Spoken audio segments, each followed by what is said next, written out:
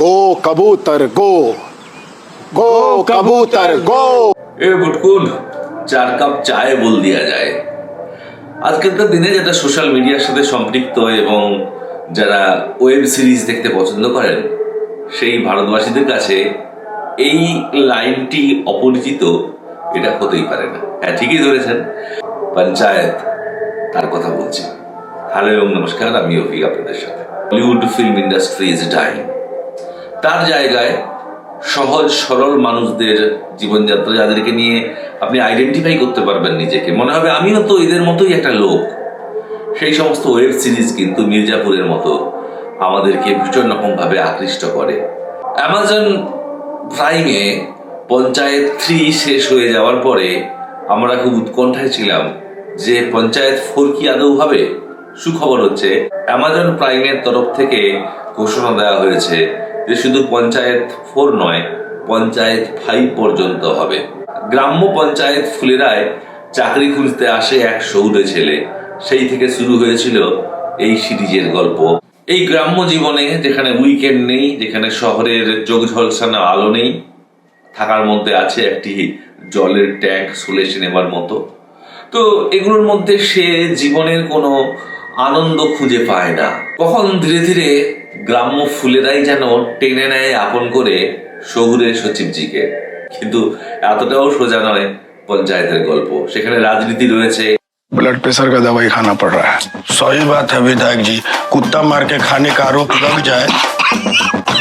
রয়েছে জীবনের ওঠা পড়া এবং অবশ্যই প্রেমও রয়েছে। बताइए ना, पीछे क्यों आना है? नहीं बता सकता। স্বাভাবিকভাবেই 8-10 জন ভারতীয়ের মতো আমারও মনে খুব চিন্তা যে পঞ্চায়েত 4 সিজনে, যেটা নাকি 2025 সালের মাঝামাঝি থেকে সম্প্রচারিত হবে, তাতে কি কি হতে পারে। সচিবজি তিনি ক্যাট পরীক্ষা ক্র্যাক করবেন, কিন্তু ইন্টারভিউতে তাকে একটা বিশাল সমস্যা ফেস করতে হবে। কারণ যেহেতু তার বিরুদ্ধে পুলিশ কেস রেজিস্টার হয়ে গেছে, যেমনটা আমরা সিজন 3 একদম শেষ এপিসোডে দেখেছি, তাই তিনি চান বা না চান ফুলেরা গাঁওকেই তার ঘর চিরকালের জন্য মানতে হবে। साहब जी, हाँ इसमें सब रिकॉर्ड होगा। पिज्जा पैसे से कर रहे हैं ना, ये सब। একটা আনএক্সপেক্টেড টুইস্ট আসতে পারে যে বিকাশ যে চরিত্রটা রয়েছে তার স্ত্রীর মাধ্যমে তাকে ব্ল্যাকমেল করা হতে পারে। ভূষণজি আমরা জানি যে তার গুরুত্ব ধীরে ধীরে প্রায় শেষ। একটা কমিক রিলিফ হিসেবে সে থাকবে, জোকার হিসেবে সে থাকবে, কিন্তু ভিলেনের জায়গা নেবে বিকাশ। এমএলএ তিনি বিকাশের স্ত্রীকে কোনো প্রলোভন দেখিয়ে বিকাশকে বাধ্য করবেন স্যাবোটেজ করতে এই পঞ্চায়েত ভোটে প্রধানজির বিরুদ্ধে। তাই এখানে আমরা বিকাশকে ভিলেনের রোলে দেখতে পাবো, ভূষণজির জায়গাতে দেখতে পাবো। সেটা যদি হয় তাহলে সবার মতো আমারও খারাপ লাগবে, but there is a possibility. Manju Devi তিনি প্রধানের পদে পঞ্চায়েত ভোটে লড়বেন। ব্রিজভূষণ দুবে তিনি এমএলএ সিটের জন্য লড়বেন। আর প্রহ্লাদ যেমনভাবে তাদের সাথে সাপোর্ট হিসেবে রয়েছে সেরকমই থাকবে। যে একটা বড় ইস্যু হচ্ছে গ্রামের রাস্তা, এবং এটা একটা বড় ইস্যু থাকবে পঞ্চায়েত ভোটের সময়। এবং ডিএম ম্যাডাম এবং এমপি, আমরা এমপির চরিত্রটা একটু দেখেছি, এমপির মধ্যস্থতায় এই রাস্তাটা হয়তো হয়ে যাবে এবং এটা পঞ্চায়েত ভোটে একটা খুব বড় প্রভাব ফেলবে। এখন কার মাধ্যমে রাস্তা বানানো হবে, অর্থাৎ রাস্তা বানানোর লাভের গুড় কে খাবে, সেটা প্রধানজি খাবেন, মঞ্জু দেবী খাবেন, নাকি ভূষণ খেয়ে যাবে, সেটা বলা খুব মুশকিল। তবে যেই খাক পঞ্চায়েত ভোটে সে কিন্তু এগিয়ে থাকবে এবং আনএক্সপেক্টেড থিংস মে হ্যাপেন। এখানে আর একটা চরিত্রের আমদানি ঘটবে, যার হিন্টস আমরা পেয়েছিলাম যে রিঙ্কি, সে যে তার উডবি হাজব্যান্ড, যার সাথে তার বিয়ের সম্বন্ধ হয়েছিল, তাকে রিজেক্ট করেছিল। এবং এই সিজনের সেই খ্যাপাটে জামাইয়ের মতো রিঙ্কির রিজেক্ট করা সেই উডবি হাজব্যান্ড সে প্রতিশোধ নিতে আসবে ফুলেরাতে এবং সে প্রধানজির বিরুদ্ধে ভূষণদের সাথে ভোট পাকাতে পারে। এখনো পর্যন্ত একটা পার্টিকেই দেখতে পেরেছি ফুলেরাতে, সেখানকার একই দলের এমএলএ তিনি ফুলেরাকে চালনা করছেন এবং অপোজিশন দলের কিন্তু কোনো এমএলএ বা এমপিকে আমরা দেখতে পাইনি। খুবই সম্ভাবনা রয়েছে যে অপোজিশন দলের এমএলএ তিনি আসবেন এবং তিনি প্রধানজির সাথে বা মঞ্জু দেবীর সাথে তিনি একটা সম্পর্ক গড়ে তুলবেন এবং এটা একটা মির্জাপুর স্টাইলে গ্যাং ওয়ারের দিকে চলে যেতে পারে। এমএলএ সাহেব দেখবেন যে যেহেতু তার নামে পুলিশ কেস রেজিস্টার্ড হতে যাচ্ছে, আমরা কিন্তু শেষে দেখেছি যে এখনো কিন্তু তাকে কোর্টে প্রডিউস করা হয়নি, তাই তিনি একটা কম্প্রোমাইজের জায়গায় হাঁটবেন, কারণ তাকেও ভোটে দাঁড়াতে হবে। অলরেডি তিনি জেলে ছিলেন, অবভিয়াসলি তিনি চাইবেন যে পুলিশ কেস যেন তার এগেনস্টে রেজিস্টার না হয়, তাই তিনি সমস্ত মামলা তুলে নেবেন এবং কোথাও একটা তিনি সচিবজির সাথে একটা প্যাচ আপ করে নেবেন যে সচিবজিও সমস্ত মামলা, যেহেতু তিনি ক্যাট অ্যাসপিরেন্ট, তিনি বড় চাকরি চান না তিনি যে তার এগেনস্টে কোনো পুলিশ কেস থাকুক, ফলে দুজনে মিলে একটা কম্প্রোমাইজ হয়ে যাবে এবং একটা বৈঠকের মাধ্যমে দুজনেই দুদলের বিরুদ্ধে যে অভিযোগ রয়েছে সেগুলো তুলে নেবেন। এবং এখানে একটা সম্ভাবনা রয়েছে, কারণ আমরা কয়েক লহমার জন্য দেখেছি ये चित्रा मेरी बिटिया এমএলএ সাহেব তার মেয়েকে নিয়ে এসেছিলেন, তার মেয়ে গ্রাম দেখতে চায় বলে।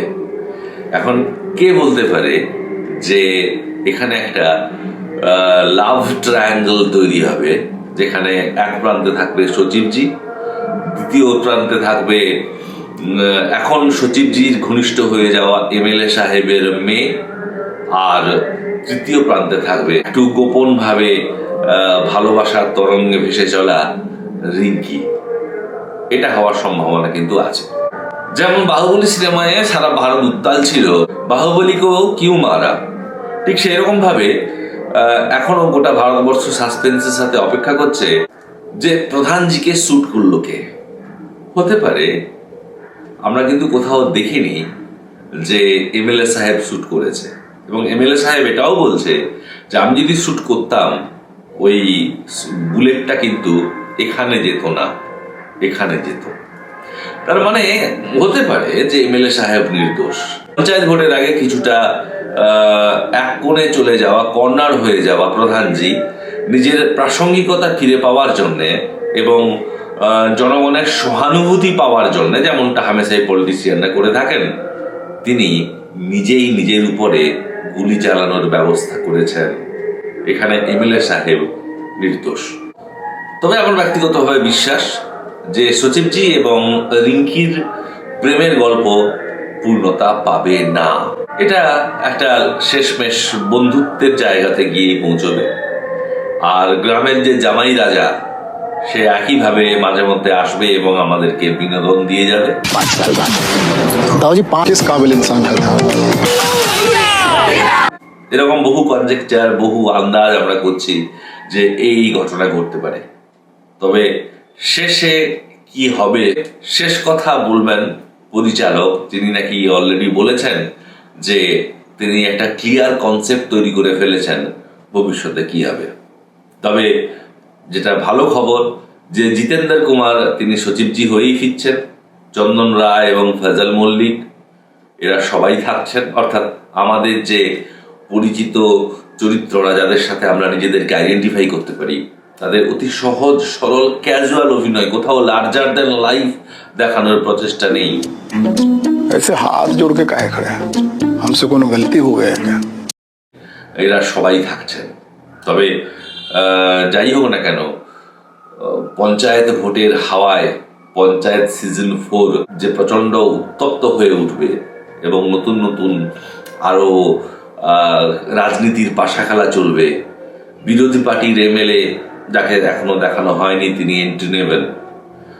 এমএলএ সাহেবের, বর্তমান এমএলএ সাহেবের মেয়ে, তিনি এন্ট্রি নেবেন। এগুলো ঘটবে এবং এর ফলে একটা সাসপেন্স এবং একটা ভালো লাগা এগুলো অবশ্যই পঞ্চায়েত সিজন 4-এ ঘটবে, এটুকু বলা যেতেই পারে। আপনাদের মতো আমিও কিন্তু অপেক্ষা করছি পঞ্চায়েত সিজন 4-এর জন্য। 2025-এর সামার না, খুব বেশি দিন নয়, আমরা অবশ্যই অ্যামাজন প্রাইমে যেন সবকিছু মধুরেণ সমাপয়েত হয়ে যায়। পঞ্চায়েতের সিজন 3 পর্যন্ত এতগুলো এপিসোডে কোন প্লটটা বা সাব প্লটটা সব থেকে বেশি ভালো লেগেছে কমেন্টে জানাবেন। নমস্কার।